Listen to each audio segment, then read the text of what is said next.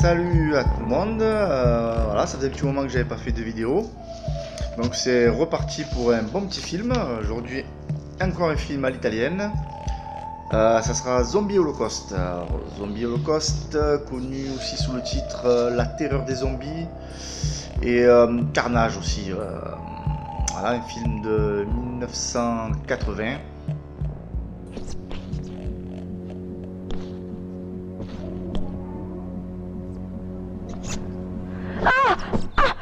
Alors, ce film a été réalisé par Marino Girolami sous le pseudonyme Frank Martin. Alors, si ce Marino vous dit quelque chose, c'est parce que c'est le papa de Enzo Castellari, connu pour les guerriers du Bronx, les Nouveaux Barbares et autres Inglorious Bastards. Ce bonhomme, ce Girolami Marino de son prénom, réalisé au Opération Jaguar. Je crois qu'il se fait appeler aussi Police Engine, notre titre. Et Roma Violenta, Poliziesco.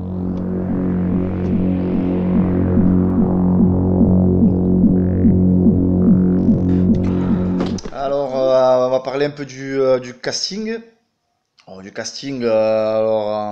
tête d'affiche, entre guillemets, on y trouve Ian McCulloch, j'en avais déjà parlé dans une autre vidéo, interprète de l'enfer des zombies, de Fulci et de Contamination en 1980, il me semble.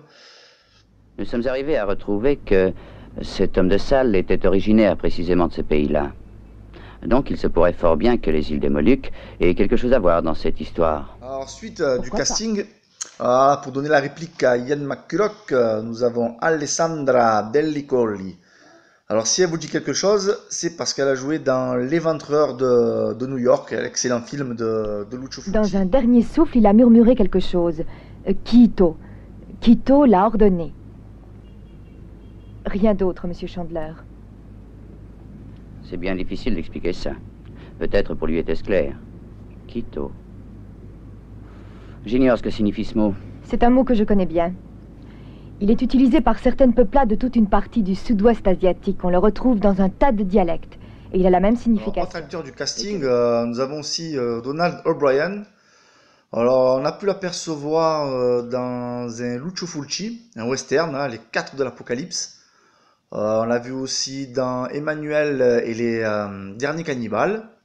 On a pu l'apercevoir aussi dans La secte de Michele Soavi, ainsi que dans 2072, Les Mercenaires du futur, et alors je crois dans Le nom de la rose avec Sean Connery.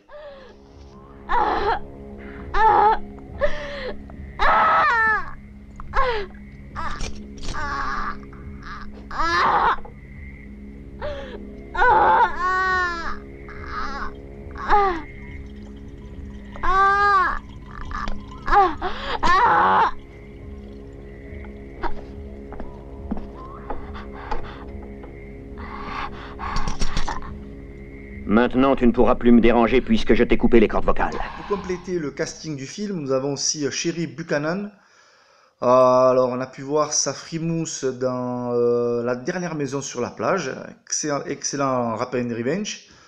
Aussi, on a pu la voir dans La lame infernale, très très bon giallo. Dans Tentacule aussi, et dans Voilà, Star je mène Crash une 2. enquête sur les événements très mystérieux qui viennent de se produire à l'hôpital. Certains prétendent qu'il s'agirait d'actes de cannibalisme. Qu'en dites-vous? Qui vous a raconté des histoires pareilles? Il y a des tas de gens qui le disent. Une journaliste doit toujours s'informer. Votre information, ce serait plutôt un tuyau crevé, car il n'y a pas du tout de mystère à l'hôpital. Vous éludez vite On ne ma peut pas question. finir de parler du casting sans vous parler de Dakar. Alors Dakar, vous avez pu apercevoir sa tête notamment dans L'enfer des zombies de Lucio Fulci. Nous ne pouvons pas courir le risque d'être immobilisés en pleine mer. Ça pourrait être dangereux. Est-ce que nous pourrions arriver jusqu'à cette île? Oui, je crois que ça ira. Donc, le réalisateur et le casting, je vais vous parler un peu de l'histoire du film. Oui, on me dit que c'est Yann qui va vous en parler. Oui, Yann, à toi pour un peu nous raconter Zombie Holocaust. Zombie Holocaust raconte les déboires d'une expédition journalistico-scientifique partie de New York sur une île indonésienne sur laquelle vivrait la toute dernière tribu cannibale. Là, ils vont retrouver le docteur Obrero, un espèce de savant fou qui va les mettre en garde sur la dangerosité de l'île, mais l'expédition n'en aura cure et va poursuivre son périple. Et très rapidement, la situation va mal tourner lorsqu'ils vont se faire attaquer par ces fameux cannibales. Et au bout de 45 minutes de film, les cannibales, que l'on pensait être la principale menace sur l'île, vont se faire eux-mêmes attaquer par des morts-vivants, des zombies qui sortent véritablement de nulle part. Alors ces zombies, qui sont en fait créés par le docteur Obrero, vont ensuite s'attaquer aux membres encore en vie de l'expédition.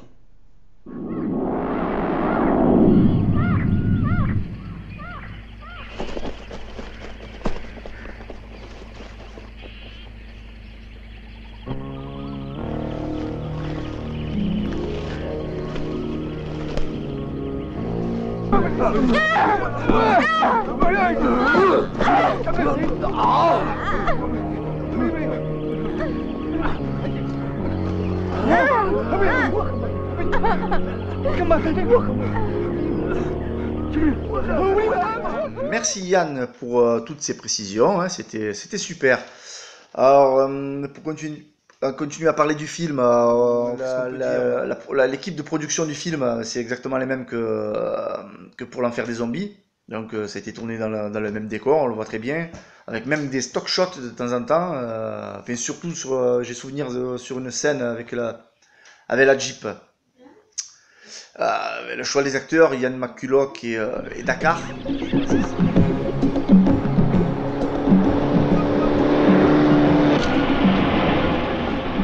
Ça fait longtemps que le docteur O'Brien habite sur une de ces îles? Je ne sais pas avec certitude, peut-être bien 5 ans. Que je suis fatiguée. Entre le voyage et la chaleur, ça fait beaucoup trop. Tu vois ce qu'une pauvre journaliste avale dans un reportage? Zombie Holocaust illustre à la perfection ce qu'est véritablement un film d'exploitation. C'est-à-dire un film dont la production a utilisé, a exploité le succès de films précédents en reprenant les principales thématiques, qui sont donc des thématiques très à la mode au moment où sort le film. Et cela, eh bien, ça permet d'assurer une bonne promotion au film avec un budget de publicité qui, lui, est minimal.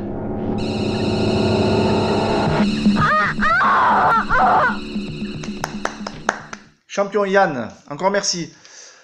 Donc voilà, bon, Zombie Holocaust, un film assez gore quand même, pas mal de tripailles. Ouais, c'est peut-être un peu pour cacher le côté scénario qui m'a pas trop emballé. Et le rôle des acteurs aussi, les acteurs non plus, pas un charisme, à part peut-être Donald O'Brien qui fait comme il peut. Pour le reste, pas terrible. Oui Yann, oui, le déshabillé, oui, Alexandra Delicoli, notamment, ouais, je te mets la scène. Allez, Alexandra Delicoli.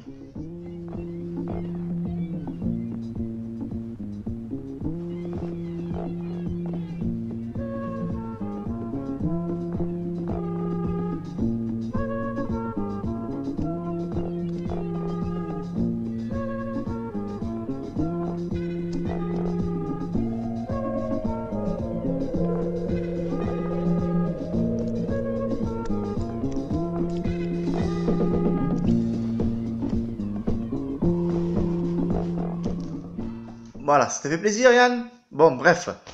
Bon voilà, Zombie Holocaust, pour conclure, comme je disais tout à l'heure, gore, égorgement, énucléation et tutti quanti. Mais un film quand même, malgré le manque de scénario et les acteurs, j'y reviens, un film très attachant, et que j'adore, voilà, j'ai revu et encore et encore. Donc voilà, Yann, si tu as quelque chose à rajouter, c'est à toi. Déjà, rien que le titre est typique du titre d'un film d'exploitation, avec des termes qui, d'une part, sont accrocheurs, voire racoleurs, et qui, d'autre part, rappellent le titre de films antérieurs qui ont déjà une certaine notoriété auprès du public ciblé. Alors Zombie Holocaust, ça fait bien évidemment clairement référence à Cannibal Holocaust de Ruggero Deodato, qui a fait un énorme buzz quelques mois plus tôt. Et donc ce titre, Zombie Holocaust, exhorte le cinéphile qui a aimé Cannibal Holocaust à aller voir le film. Et puis des personnes qui ont aimé Cannibal Holocaust ou qui ont été tout du moins impressionnées par ce film-là, ça représente un certain nombre de spectateurs potentiels. On a réussi, Peter. Je voudrais savoir ce que c'était que ces monstres. Je voudrais bien le savoir aussi, mais les cannibales étaient terrorisés. Ils furent pour nous des sauveurs efficaces et bien inattendus. Oh. Dépêchons-nous. Alors en bon film d'exploitation, Zombie Holocaust exploite 3 grands thèmes cinématographiques qui sont très en vogue en Italie à l'époque, c'est-à-dire à la fin des années 70 et au début des années 80. Et ce sont justement ces thèmes-là qui ont assuré au film une certaine visibilité dans le paysage cinématographique de l'époque et, il faut le dire, un certain succès à sa sortie, malgré son caractère clairement bâclé, clairement nanar. Le premier de ces 3 grands thèmes, c'est le cannibalisme. Zombie Holocaust est sorti 3 ans après Le Dernier Monde Cannibale de Ruggero Deodato, qui est véritablement le film qui a lancé cette grande mode des cannibal movies, à laquelle la plupart des réalisateurs bisseux de l'époque vont s'essayer. C'est donc à cette époque-là que vont sortir, mais sur une durée très courte, en l'espace de 3-4 ans, plusieurs films comme Cannibal Holocaust, dont on a déjà parlé, mais aussi La secte des cannibales et Cannibal Ferox d'Umberto Lenzi, Mondo Cannibal de Jess Franco, Pulsion Cannibale d'Antonio Margheriti, Virus Cannibal de Bruno Mattei, La montagne du dieu cannibale de Sergio Martino, Anthropophagus de Joe D'Amato, et la mode du cannibale va même s'exporter jusqu'à Hong Kong avec Histoire de cannibale du Grand Tsui Hark. Mais c'est d'un autre film de cannibale, Emmanuel et les derniers cannibales de Joe D'Amato, dont Zombie Holocaust va largement s'inspirer, à tel point que l'on pourrait presque parler de plagiat. En effet, les 2 films partagent une trame scénaristique très similaire. Dans les 2 films, l'histoire commence dans un hôpital new-yorkais où l'on découvre des actes de cannibalisme.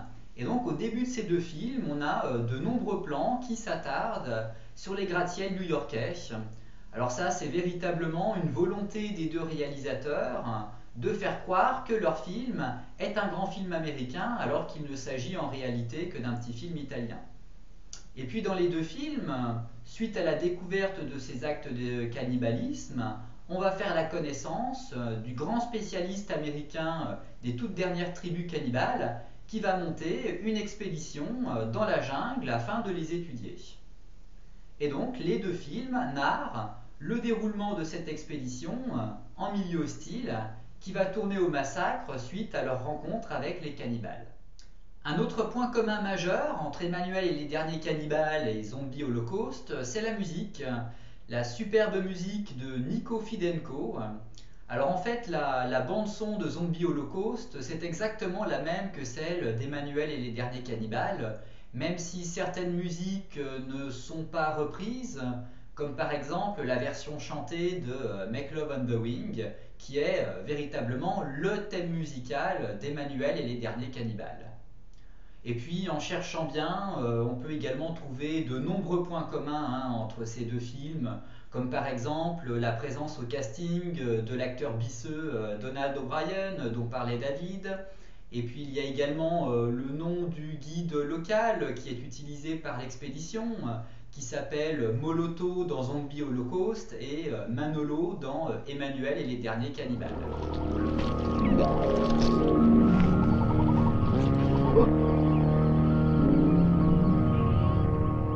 En revanche, la fin de Zombie Holocaust est plutôt inspirée de celle d'un autre Cannibal Movies. Il s'agit de La montagne du dieu cannibale de Sergio Martino, où l'on y voit Ursula Andress ligotée, les bras en croix, dans une grotte, en passe d'être sacrifié lors d'un rite cannibale.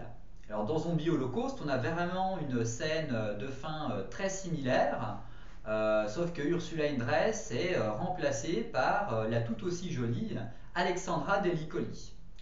Bon, ceci dit, la fin de Zombie Holocaust n'est pas non plus très différente de celle d'Emmanuel et les derniers cannibales, avec la non moins jolie Laura Genser.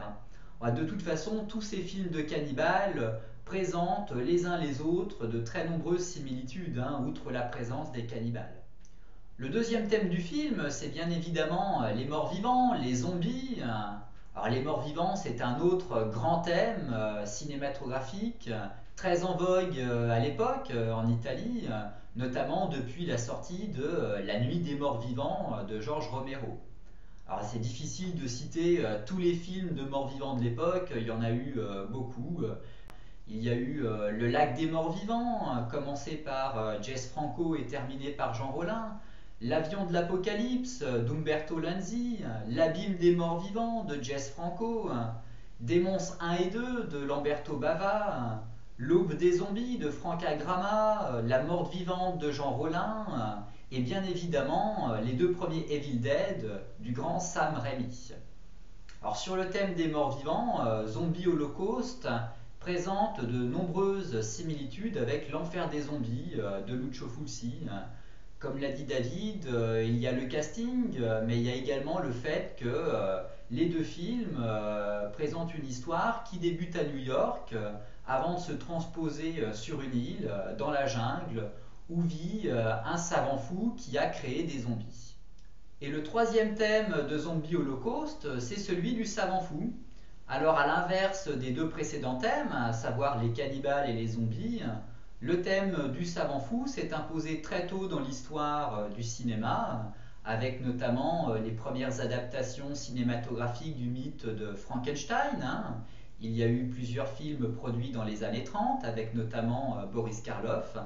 Et puis on peut citer pêle-mêle les nombreuses adaptations du Dr Jekyll et Mr Hyde, la saga des Fu-Manchu, l'effroyable secret du Dr Hitchcock de Riccardo Freda, l'horrible cas du Dr X de Roger Corman, et même la trilogie Fantomas d'André Hunebelle avec Jean Marais et Louis de Funès, et une autre trilogie, la trilogie que tout le monde connaît, Retour vers le futur.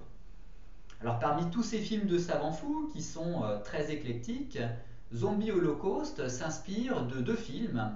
Alors le premier, c'est un film américain, il s'agit de L'île du docteur Moreau de Don Taylor, qui est sorti 3 ans avant Zombie Holocaust et qui a été imité 2 ans plus tard par un film italien, Le continent des hommes poissons de Sergio Martino. Alors ces deux films mettent en scène, tout comme Zombie Holocaust, un savant fou qui vit reclus sur une île dans la jungle afin d'y créer des créatures mi-homme, mi-bête, dans le cas de l'île du docteur Moreau et de Le continent des hommes poissons, et de morts vivants dans le cas de Zombie Holocaust. Zombies unter Kannibalen.